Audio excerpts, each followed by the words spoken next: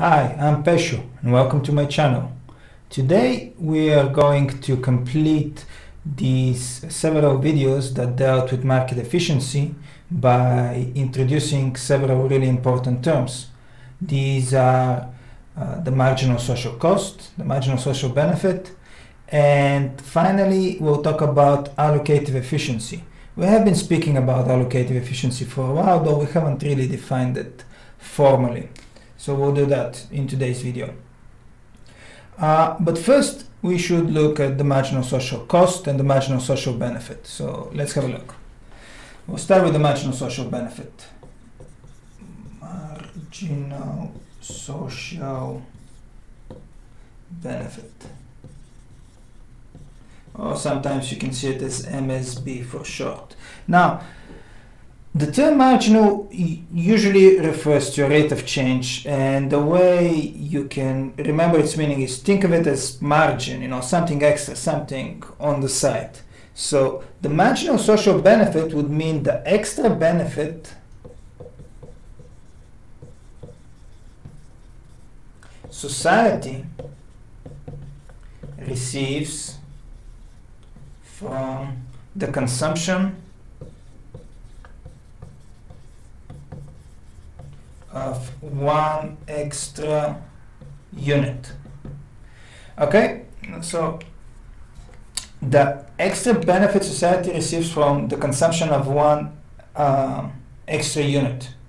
Oh, okay, there's two extras here. We can actually get rid of one of them. So let's just say the benefit society receives from the consumption of one extra unit. So this benefit, an extra unit, this refers to the marginal. That's what we mean by marginal. It's always like, how did your state change from the previous situation to the present one? Okay, we're talking about the society receives this unit, well, this benefit, because we're talking about the marginal social benefit.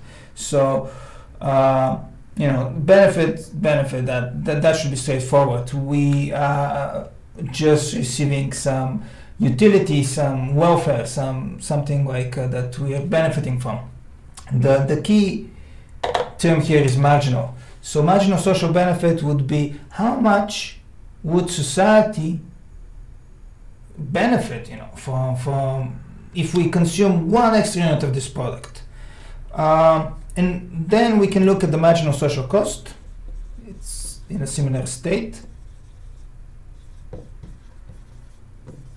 So this would be the cost to society from producing one extra unit. So hopefully you can see the similarity between this and that one.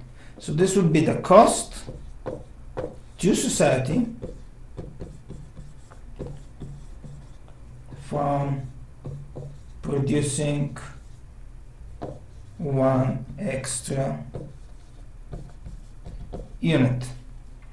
So in a simple example, imagine that on the market we are currently selling 5 units, and we want to figure out if we want to sell and produce and sell and consume it, the 6th unit. We produce it, we sell it, and then we consume it. So how would society benefit and what would it cost? Well, this is what this analysis will do. It will try to figure out how much it would cost to the whole of society to make that 6th unit, and how much would society benefit from the consumption of that 1/6 unit. And the idea is that if the benefit is greater or equal to the cost, it's worth making that 6th unit and consuming it. If the benefit, however, is less than the cost, then it's not worth, making that unit and consuming it. Using a graph would make things a bit clearer, I hope.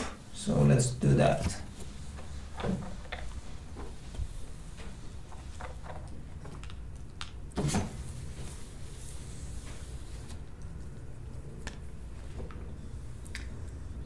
So on the horizontal axis, we're going to have quantity because we want to figure out how many units we are going to be producing and consuming.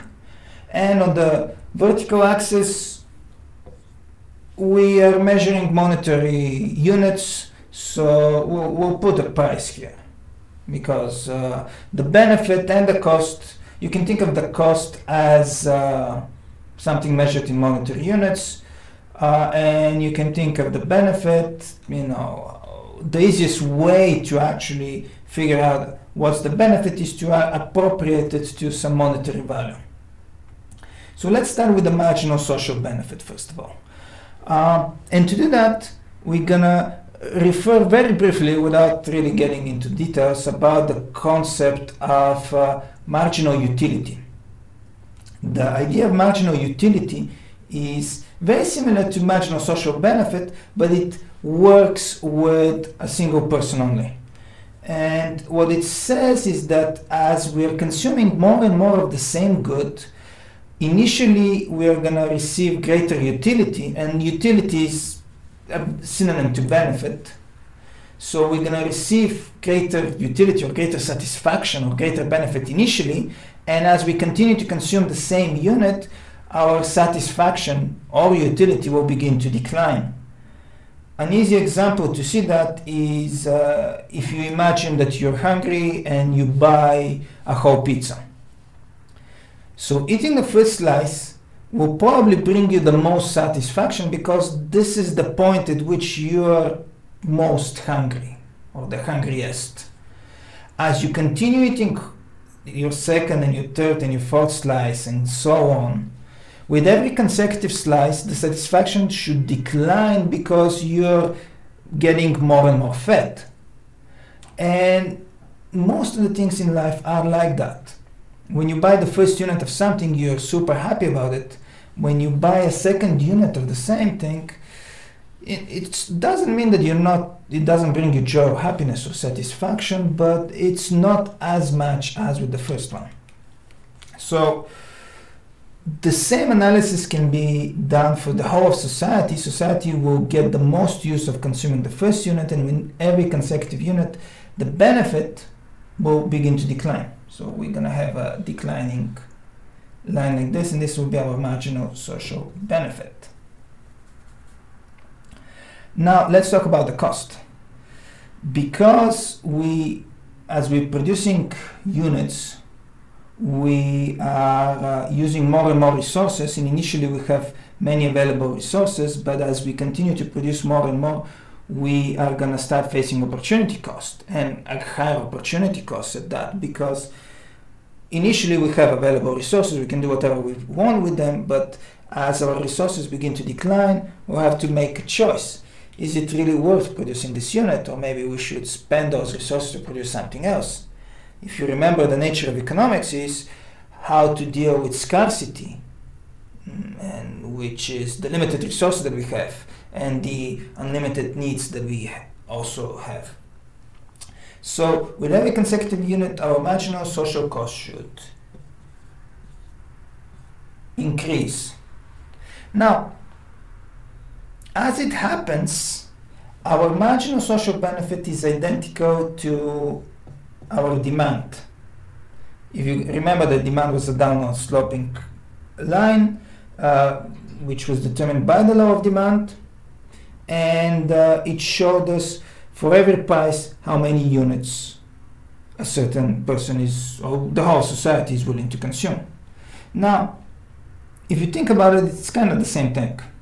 If at this price P1, society is willing to consume Q1 units, and then if they want to consume Q1 units plus 1, so 1 extra unit, which let's say will be over here, and this is the price P2, then what this actually shows us is that for the consumption of the Q1 unit, society received the benefit of P1, or equivalent to P1. For the next unit, Q1 plus 1, society received a slightly lower benefit of P2. At the same time, we can see that the cost to society of producing the Q1 unit was P3, and the cost of producing the Q1 plus 1 unit was equal to P4. So as society continued to increase production, the cost rose.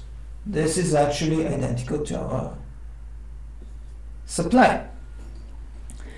And what this marginal social cost, marginal social benefit show us is that at this point where they intersect and the point where the supply and demand intersect is our equilibrium, the social cost would be equal to our social benefit, which is great. So this is PE, this is QE, the price and quantity at equilibrium. So at E, we have no waste, which means that we are effectively able to satisfy the benefits in such a way that we do not have any costs. And if we produce just one more unit, the next unit after QE will receive a slower benefit than cost.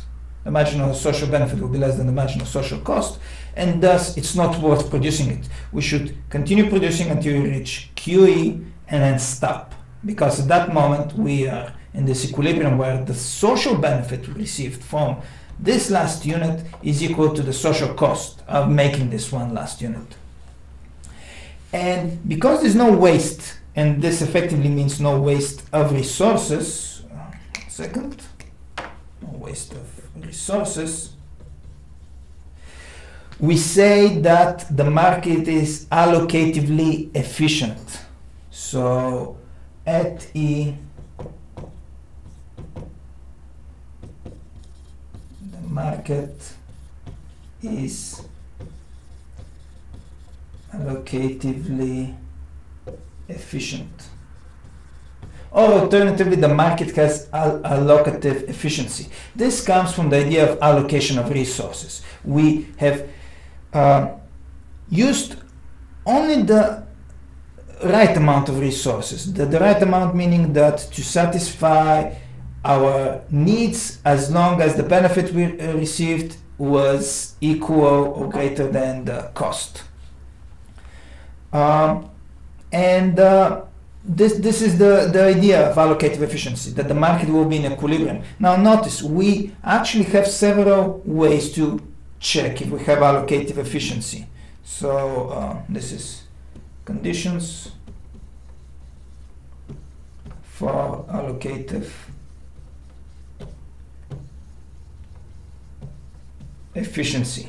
And we can do one of the following.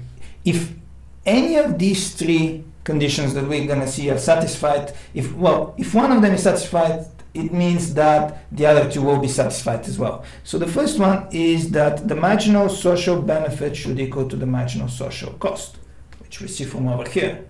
At equilibrium, the marginal social benefit is equal to the marginal social cost. Number two, the demand must equal to the supply, which is again true. Demand and supply intersect at this point, so demand is equal to supply. And the third condition would be that the price is equal to the marginal cost. Now, this third condition, we can see it's true here, but it's really what is being used to check if a firm, not the whole market, but just one firm, is actually achieving allocative efficiency.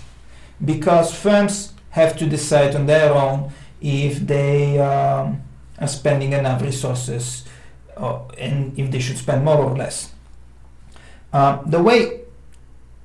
Since we're talking about the market, we are now interested in the marginal social cost. Usually MC refers to marginal private cost, which will be the cost of just one firm. But in this case, the MC would be equal to MSC because we're talking about the market and the whole society. So we can see that at the price PE, right, the level we are producing is QE, and at the level of QE, if we look at the marginal social cost, we're going to get the same value equal to PE. It's kind of going like from this point to this point to this point. Then check if at this point what will be the level of the marginal social cost. The reason why this happens is because firms often can choose their own prices, and when they choose their own price, they need to actually figure out if the price is right or not. And this will make more sense when we study the theory of the firm, and we'll see how individual firms set their own prices. But our three conditions for allocative efficiency are if the marginal social benefit is equal to the marginal social cost, if demand is equal to supply, or if the price is equal to the marginal cost. So now with this, we complete these initial lessons on efficiency, market efficiency, and the proper term is allocative efficiency. In the previous lessons we used just loosely the term efficiency, but now we have defined it accurately. It's allocative efficiencies because it deals with allocation of resources. We saw that at the equilibrium point we have no deadweight loss. There was no welfare loss. We saw that the sum of the consumer and producer surplus, if you remember, this red area was our producer surplus, and this blue area was our consumer surplus. And we saw that in equilibrium, the total sum of these two areas is maximized. So at the equilibrium point, the welfare for society was maximized. We saw now that there is no waste of resources. We saw that the social cost of consuming that last unit was equal to the social benefit of consuming it, received from consuming it. And in general, we saw the conditions for efficiency in a market and why we call this allocative efficiency. Okay guys, I hope you enjoyed these lessons. As usual, if you like them, please hit the like button. If you haven't, hit the dislike button. Let me know what you would like to see differently. If you want, subscribe to the channel. This will help. And I hope to see you again. Take care.